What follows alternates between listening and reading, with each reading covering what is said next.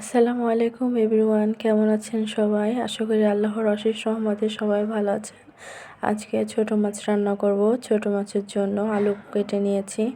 এবার পরিমাণ মতো পেঁয়াজ দিয়ে দিলাম, মরিচ, হলুদ গুঁড়া, মরিচ গুঁড়ার তেল, লবণ সব কিছু দিয়ে আমি হাতে মাখিয়ে রান্না করব।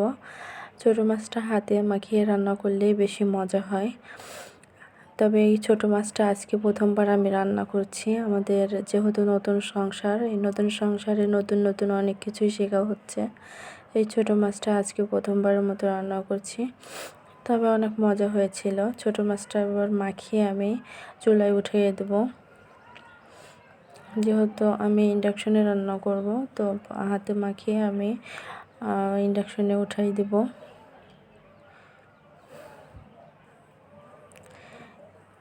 এই মাছটা নদীর মাছ ছিল। এই মাছটার নামও আমি জানতাম না। তারপরে যেহেতু আমি আর আমার বোন একই বাসায় থাকি, তো আপুকে জিজ্ঞেস করছিলাম এই মাছটার নাম কি। তো আপু বলল এই মাছটার নাম নাকি পার্শা মাছ।